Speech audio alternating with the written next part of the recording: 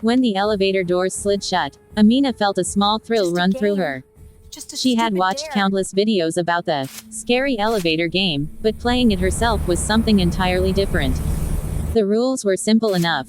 Press a specific sequence of floors, do not react to anything unusual, and whatever happens, never look directly at the woman who might appear. Just a game, she reminded herself. A stupid internet dare. The elevator hummed as it descended from the ground floor. The metallic walls reflected everything. Her bright hoodie, her trembling fingers, the dim ceiling light flickering uncertainly. She pressed the button for the second floor. A soft ding. The doors opened. Nothing. The hallway was quiet, empty. She smirked and pressed the button for the fourth floor, then the sixth, then the second again, following the sequence exactly. At the fifth floor, her heart pounded. This was the floor where she appeared, according to the legend. Amina swallowed hard and stepped back, gripping her phone like a weapon. The elevator slowed, stopped, dinged. The doors slid open. A woman stood on the hallway tiles, tall, unnaturally pale, her long black hair draped over her shoulders like wet threads.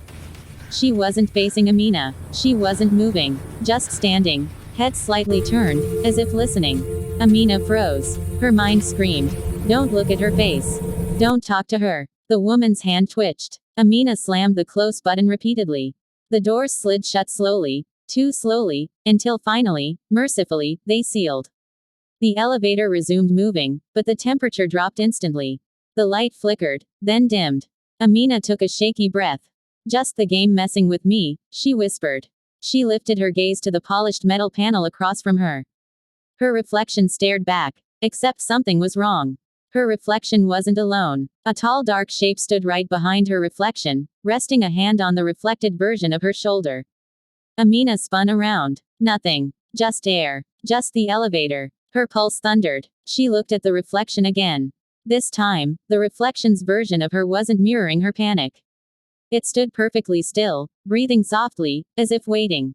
And the woman behind it, the creepy woman from the fifth floor, was now smiling. A sharp, crooked smile. Amina stumbled back, slamming against the elevator wall. No, no, no. Her real body wasn't touched, but the reflection woman slowly curled her fingers around reflective Amina's neck. The elevator dinged. The doors opened to the 10th floor, a floor she had not selected.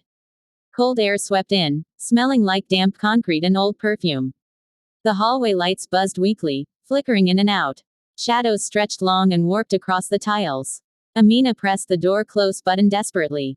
Before the doors could shut, a whisper drifted in from the hallway, soft, airy, almost playful. Amina. Her breath caught. How did it know her name? The reflections behind her began to shift, morph, stretch. The creepy woman's smile widened until it was impossibly long. Her eyes, dark, hollow pits, locked on Amina through the metal surface. Amina turned away, squeezing her eyes shut. Do not look. Do not meet her gaze. That was the rule. But in the reflection, the ghostly woman leaned closer, her face sliding into view. Her mouth pressed against the mirrored Amina's ear. You shouldn't have played, she whispered. Mirrors don't show me, unless I choose to appear. The doors slammed shut. The elevator began to plummet. Not descend, not slide, plummet like a falling cage.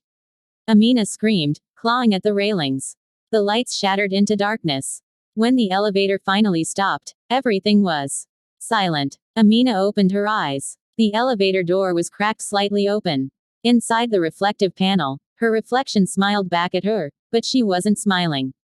And behind that reflection, the woman rested both hands on her shoulders.